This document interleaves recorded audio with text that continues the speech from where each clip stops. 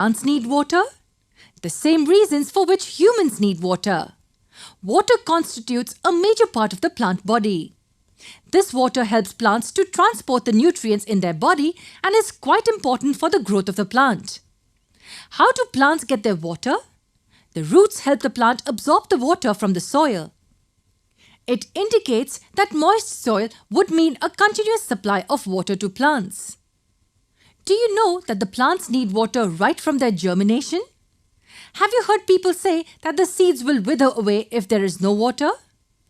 After sowing, seeds need water to germinate, and that's precisely why farmers sow seeds before the rains. But what if there are no rains? How do plants then get water?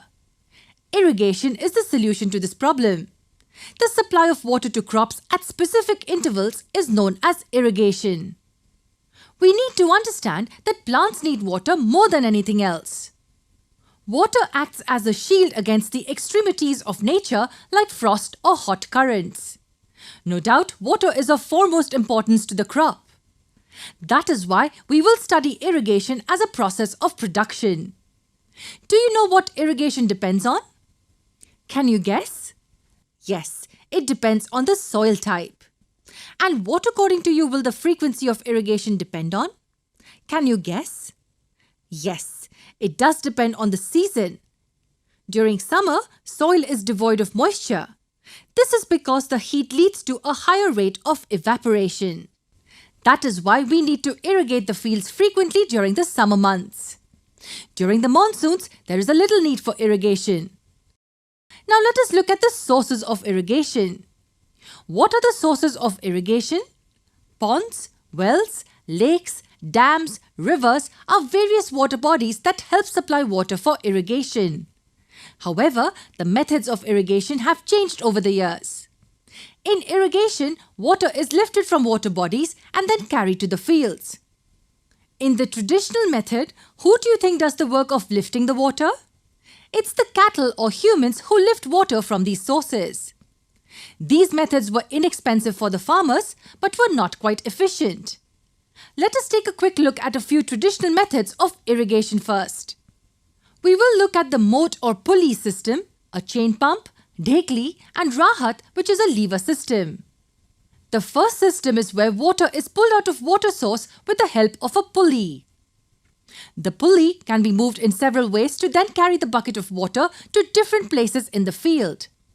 But this kind of irrigation requires human labor.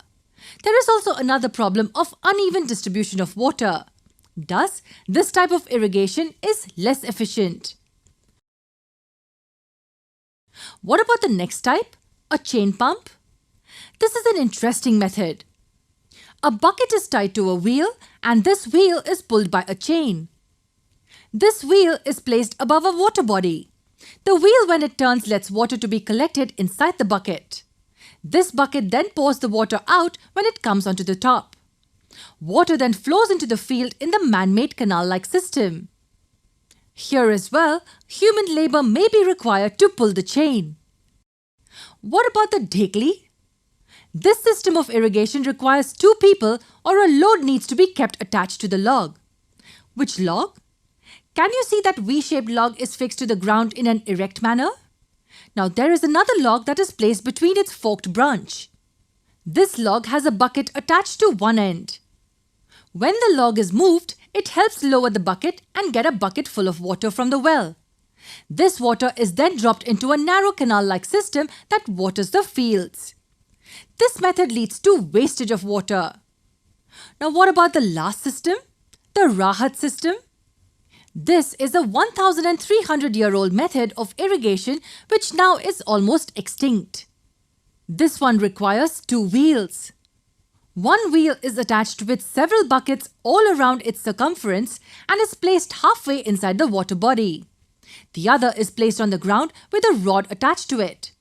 This rod is placed horizontally. It can be made to move in a circle. Usually, cattle are made to operate the system.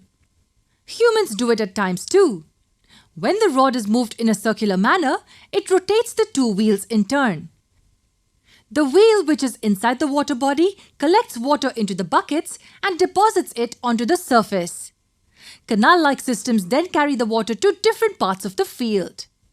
Wasn't this wonderful to learn?